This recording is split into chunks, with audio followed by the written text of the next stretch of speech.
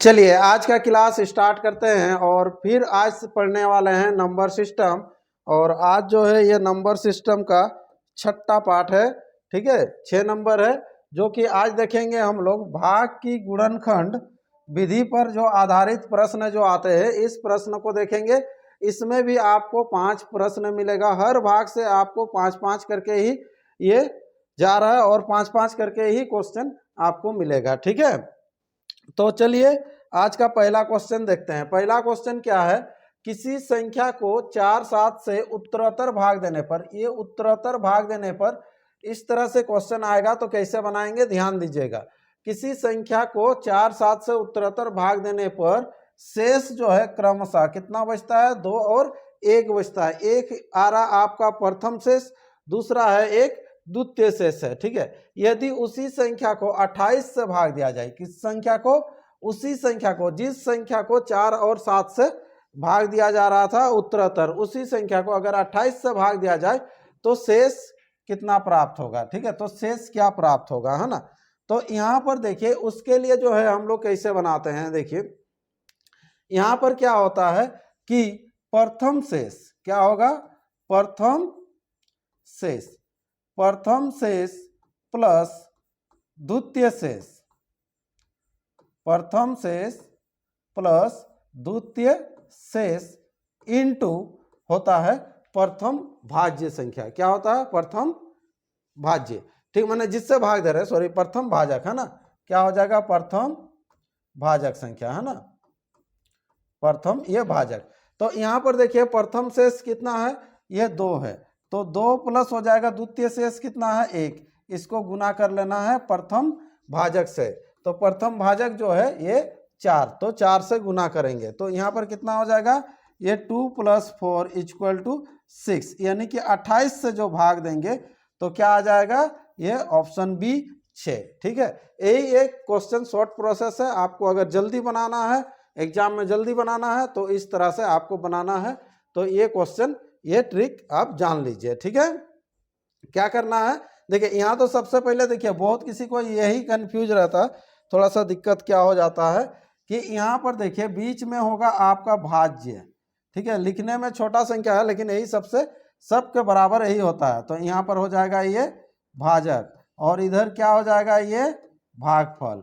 ठीक है, और नीचे जो आ जाता है वो तो सब जानते हैं, शेषफल या भागशेष भी कह सकते हैं। ठीक है, तो यहाँ पर हो जाएगा हम लोग का इस तरह से फॉर्मेट में ये बनेगा। ठीक है, चलिए नेक्स्ट क्वेश्चन बढ़ते हैं। अगला क्वेश्चन है ना, सेकंड क्वेश्चन। सेकंड क्वेश्चन क्या है, देखिए यदि कोई संख्या, कोई भी संख्या 11 और 13 से विभाज्य हो, विभाज्य हो मतलब क्या होता है कि भाग जाए, है ना। 11 और 13 से क्या होगा, भाग जाएगा कोई भी संख्या, तो वह अनिवार्यता निम्न में से किस प्रकार की होगी, मतलब किस प्रकार होगा, ये ऑप्शन से देखिएगा, है ना। यदि कोई संख्या 11 और 13 से विभाज्य हो, मतलब 11 से भी विभाज्य हो और 13 से भी, तो यहाँ पर देखें 11 से भी भाग देना है आपको, 13 से भी जैसे भाग देंगे तो यहाँ पर 11 छिपे रहेगा तब तो 11 से भाग जाएगा, वो 11 से कटेगा।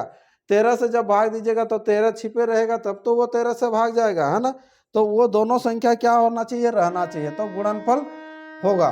तो यहाँ पर क्या हो जाएगा, तब ये 11 गुना 13, 11 गुना 13, तब ये 13 कटेगा तो 11 आएगा, 11 कटेगा तो 13 आएगा, यानी कि आंसर जो होगा वो हमेशा किस पर रहेगा, गुना में। 11 गुना 13 ये आंसर हो जाएगा। ठीक है, या फिर इसका जो गुणनफल भी अगर दिए रहेगा तो भी वही आंसर होगा। ठीक है, चलिए अगला क्वेश्चन बढ़ते हैं। नेक्स्ट क्वेश्चन, क्वेश्चन नंबर 3 क्या कहता है, देखिए यदि किसी संख्या को 133 से विभाजित किया जाता है तो शेष 21 बचता है। यदि उस संख्या को 19 से विभाजित किया जाए तो शेष क्या बचेगा। बहुत ज़्यादा एग्जाम में पूछा जाता है। ठीक है, पहला जो था वो तो कम पूछता है लेकिन ये वाला क्वेश्चन हमेशा बहुत ज़्यादा पूछता है। ठीक है, तो इसका शॉर्ट प्रोसेस क्या है, तो यहाँ पर देख लीजिएगा, किसी संख्या को 133 से भाग दिया जाता है तो 21 शेष बच रहा है ना, तो यही 21 को आपको भाग देना है। कितना से भाग दे लीजिएगा, इसका जो शेषफल रहेगा इसको भाग दीजिएगा 19 से, तो ये हो जाएगा 19 से, क्या 19 बच रहा है, कितना 2 शेष बच रहा, तो 2 आंसर हो जाएगा, ये राइट आंसर हो जाएगा। क्लियर है। ठीक है, 133 से, क्योंकि ये जो 133 है ना ये 19 से आएगा, 19 का पहाड़ा में 133 आएगा। ठीक है, ये हमेशा वो आता ही है। चलिए अगला नेक्स्ट क्वेश्चन देखिए। देखिए किसी संख्या को 899 से भाग देने पर शेषफल जो होता है 63 प्राप्त होता है, 63। यदि उस संख्या को 29 से भाग दे रहे हैं तो शेष प्राप्त होगा। क्या शेष प्राप्त होगा? चलिए जल्दी से कमेंट कर दीजिए। सेम क्वेश्चन है, एग्जाम में ज्यादा आता है, इसको बहुत कोई छोड़ भी देते हैं, इसीलिए इस तरह से क्वेश्चन आपको दिए हैं। माने इस विधि पर इंपॉर्टेंट क्वेश्चन यही है, किस पर? भाग की गुणनखंड विधि पर आधारित। जो अगर प्रश्न में रहेगा तो ये प्रश्न आपको मिलेगा। ये हमेशा नोट कर लीजिएगा, जैसे नंबर सिस्टम में देख रहे हैं कि किस किस आधार पर क्वेश्चन हमको पूछेगा। ठीक है, उसको नोट कर लीजिए। उसके बाद एज में किस आधार पर रहेगा, तो ये आपको पूरा डाटा हम दे देंगे, धीरे धीरे ये पूरा कंप्लीट करा देंगे। ठीक है, चलिए तो यहाँ पर कितना हो जाएगा, कमेंट कर लिए।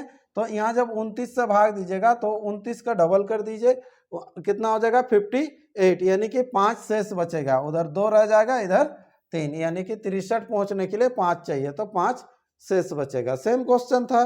ठीक है, कर लिए। चलिए नेक्स्ट क्वेश्चन है अगला। किसी संख्या को 56 से भाग देने पर, तो 56 से भाग देने पर 29 है ना, यदि उस संख्या को 8 से भाग किया जाए तो क्या होगा? तो सिंपल वही है प्रोसेस। आपको क्या करना है, उसका जो शेषफल रहेगा ये 29 को आपको भाग देना है कितना से? 8 से। तो कितना हो जाएगा, 8 तिया 24 हो जाएगा। तो कितना बच रहा? 5। तो इसका भी आंसर हो जाएगा ऑप्शन ए, 5 इसका आंसर हो जाएगा। ठीक है, और ये जो संख्या जो दिए रहता है जैसे 56, वो हमेशा 8 से भाग जाएगा। इससे पहले भी वही संख्या था। तो इसका 3 क्वेश्चन करा दिए हैं, है ना। नेक्स्ट बार एग्जाम में आएगा तो ये बिल्कुल गलत मत कीजिएगा, है ना। बहुतों का गलत होता है जब टेस्ट बनाते हैं तो। ठीक है, चलिए ये आज का 5 क्वेश्चन समझ में आ गया होगा। ठीक है, फिर एक नंबर सिस्टम से फिर एक नया भाग से आपको वीडियो देखने को मिलेगा। इसीलिए लाइक और शेयर सब्सक्राइब करके रखिए। ठीक है, कि ताकि आपको नोटिफिकेशन भी मिलते रहेगा, है ना। तो चलिए आज का क्लास इतना ही रखते हैं, फिर एक नेक्स्ट क्लास में मिलते हैं।